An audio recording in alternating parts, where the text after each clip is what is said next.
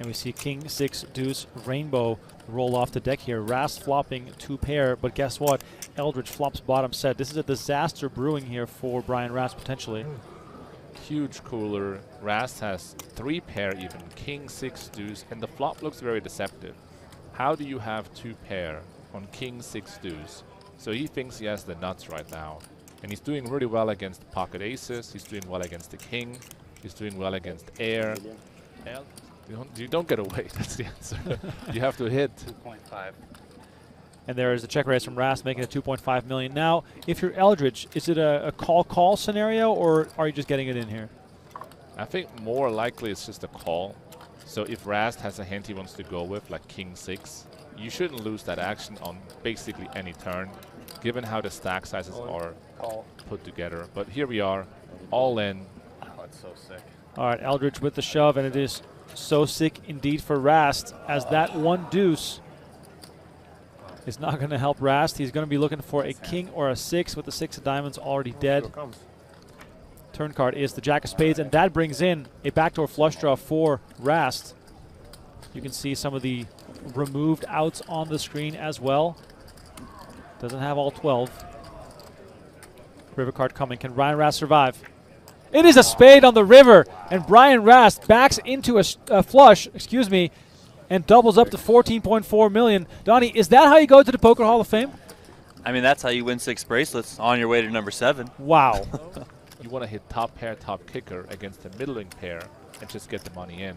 So high cards are king when you play shallow. It's true for No Limit, and it's true for PLO. It's only been 50 minutes, and I've already learned so much. By the end of this stream, I might become a PLO player. Give it a shot. I should, actually. I really should. I definitely have no future in Hold'em anymore. The guys have gotten too good.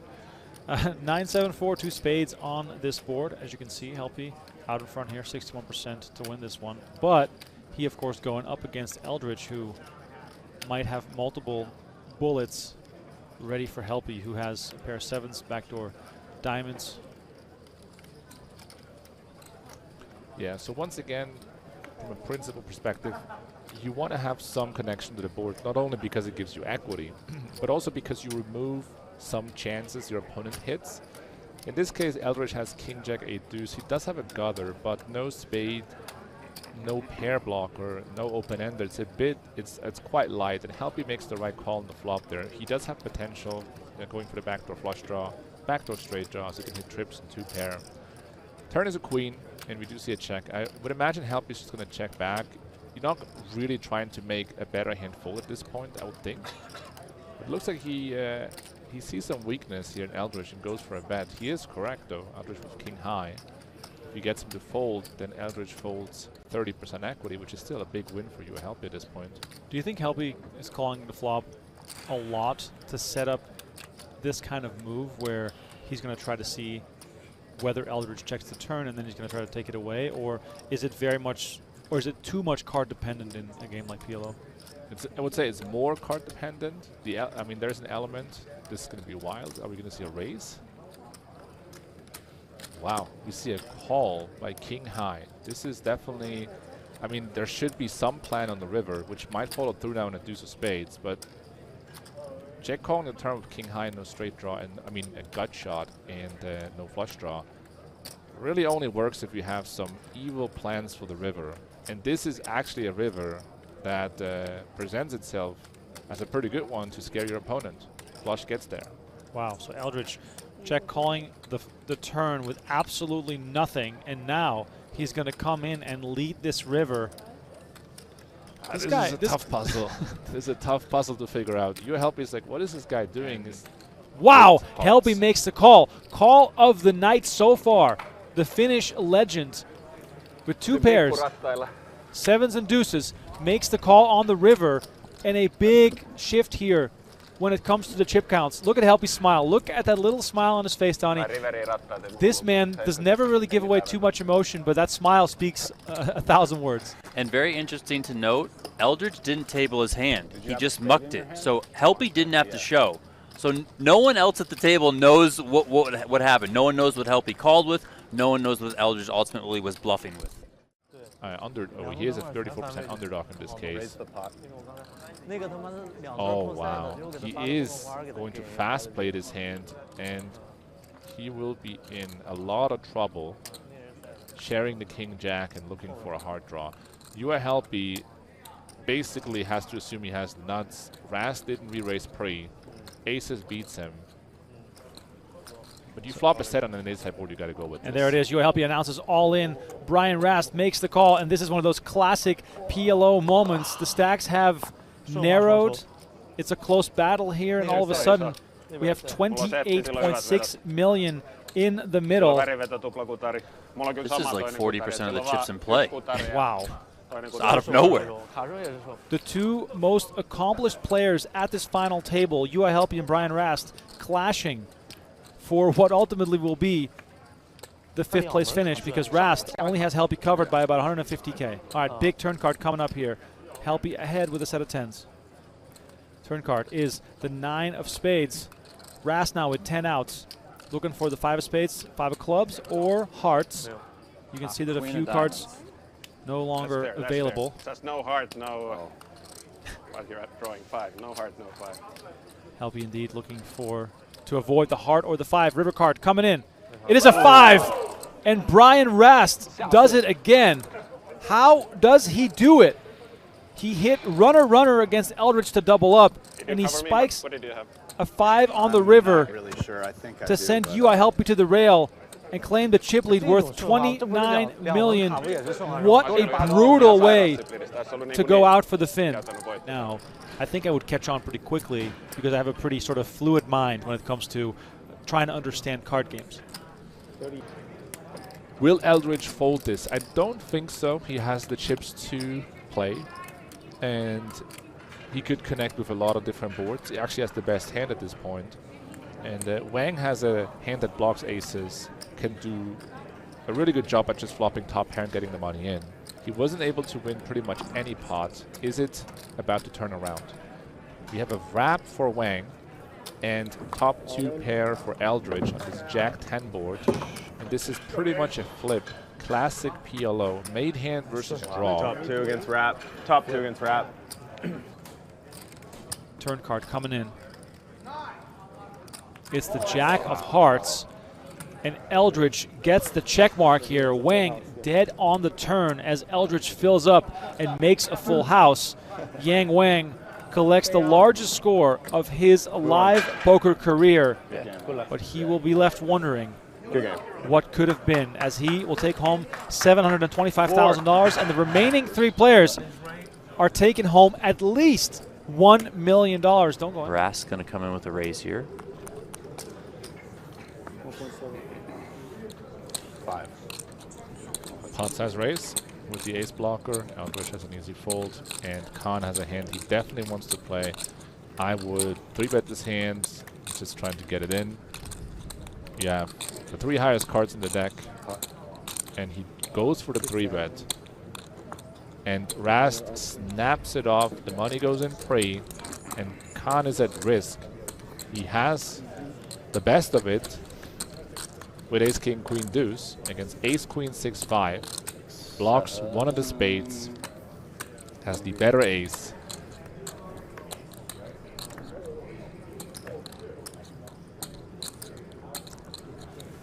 Cahn is at risk here.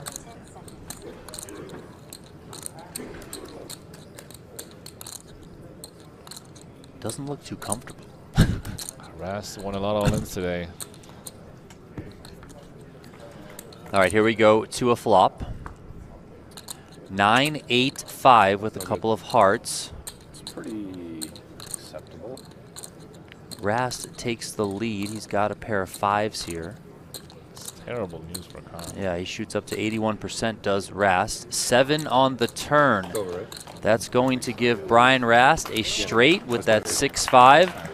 Leaves Cahn drawing dead, and we are going to lose Ethan Cahn here in 3rd place from the $25,000 PLO High Roller at the 2024 World Series of Poker. $1,038,000 is the payout for Cahn. Probably still a call. Raise. but that Wow. is not what's going to happen. Brian Rast puts in the raise while Eldridge is holding a set. Ladies and gentlemen, we have fireworks here as Rast makes it 10.8 million, and this of course opens the door now for Eldridge to stick it in here and create a pot worth 44 million.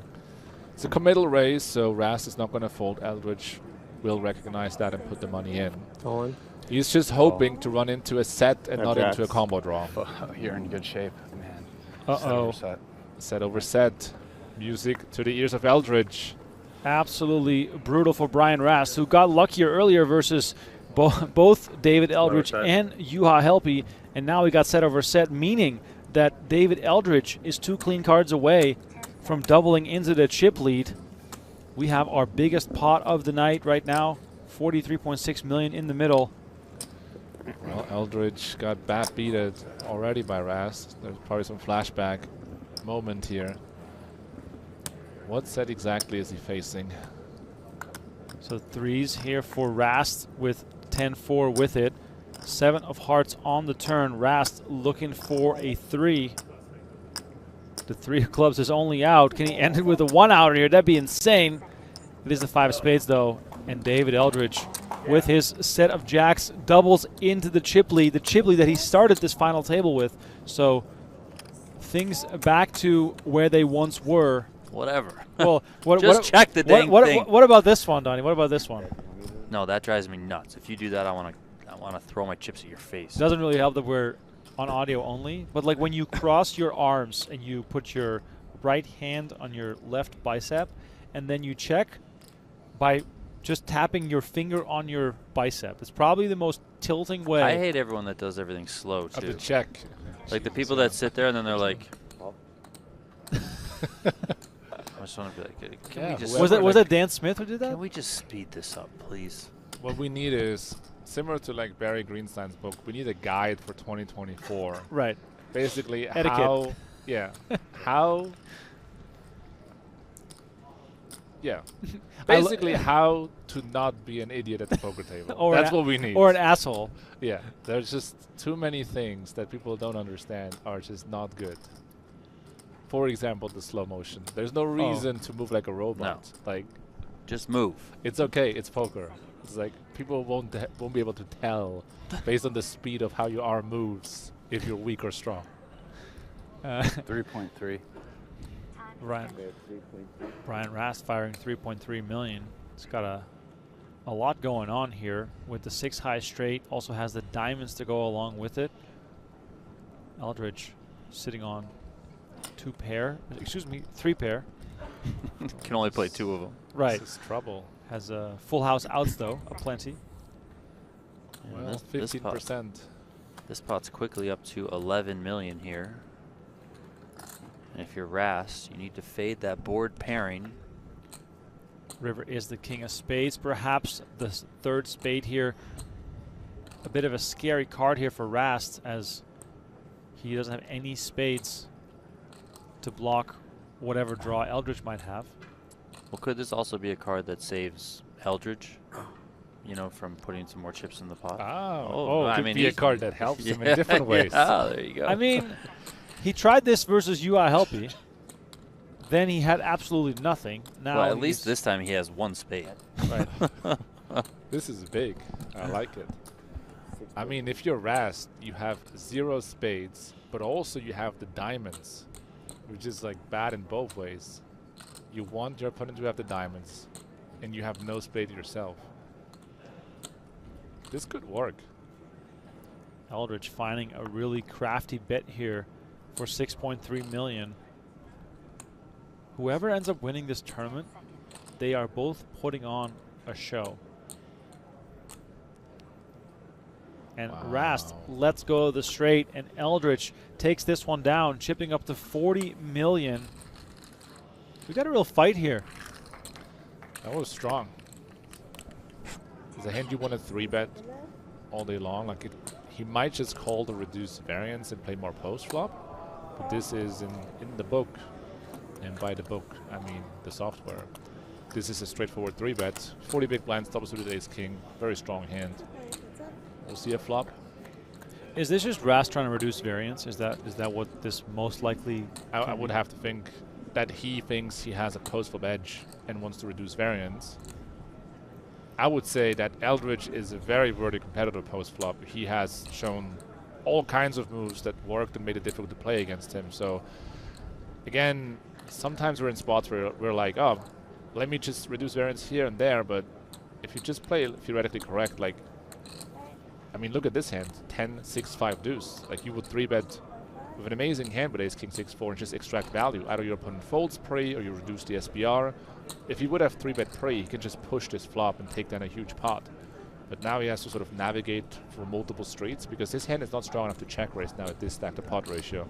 He has to just check call and take it from there and hope that Eldridge is backing off.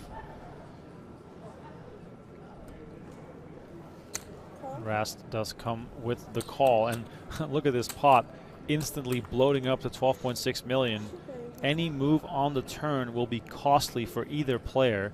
It's the 4 of spades on the turn, giving Rast 2 pair.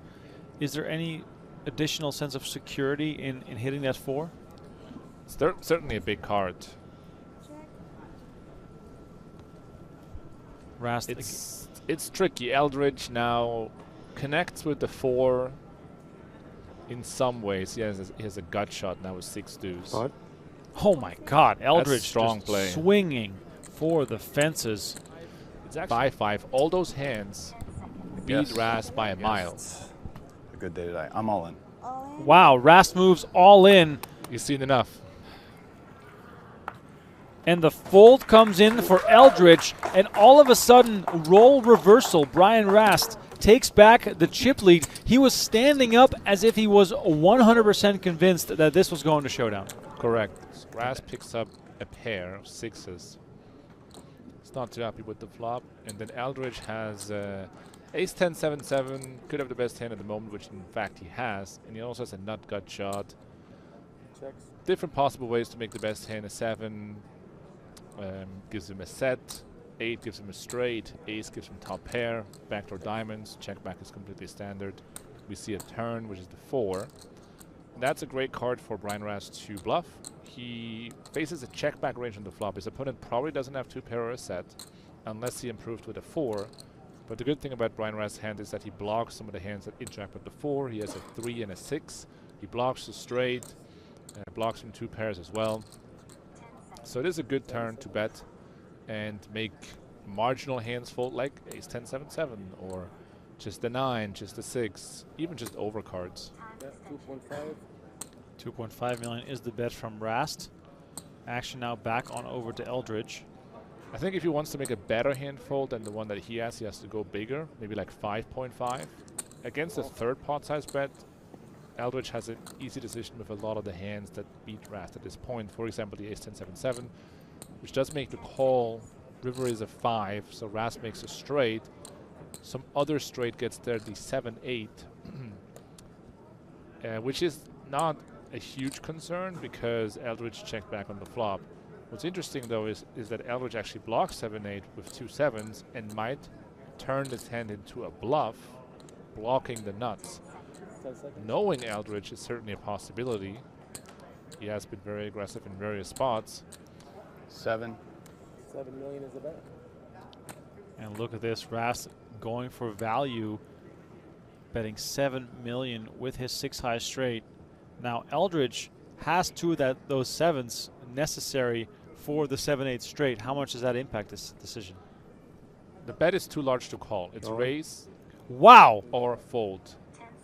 Eldridge moves all in, applies maximum pressure to Brian Rast. Gotta respect the heart. Wow. Time and time again, David Eldridge is showing Never have 7, 8. that he has all the heart. 7, 8 almost. But 7, 3. 7, 3 is a fucking problem. He probably wouldn't shove 7-3, to be fair, but he says you can't have 7-8 because you wouldn't check back the flop. I don't completely agree with that. If he had a hand like ace king 7-8, he might actually not bet. But if that is the logic and he thinks he can't have 7-8, then this is just a call. I absolutely love the fact that Eldridge sees an opportunity, has the 7 blockers here, and just stoically goes for it, applying maximum pressure on the Poker Hall of Famer. The question now is he going to get away with this one? This is a big bluff, and he knows his image is shaky. So you got to respect the heart. Wow, what a competitor, David Eldridge, turning the screws on Brian Rast. This is high-level poker, ladies and gentlemen. It's possible, I guess. 7-8, just fucking nothing. 7-8, nothing. Exactly. It is possible that he has 7-8. If he has a hand like Queen Jack 7-8. Wow. Brian Rast lets it go. And David Eldridge gets away with murder here at the final table. What an incredible bluff. And Rast now in real trouble. 12.7 million is all he has left. Yes, that is 12 big blinds. Brian Rast in a whole lot of trouble here, gets bluffed on the river. I'm gonna die. He was like, I don't want to go out now. I think I can still find better spots to make this happen. And if you take that too often, if you pass up on decent chances too often for a great chance, especially in a tournament, you might fall short. So it's hard to say. We also have seen that Brian Rast doesn't have many time banks left, so that might also play into it. I'm not sure if he actually has any left. Right, I was going to say, I don't see any. I think he's out.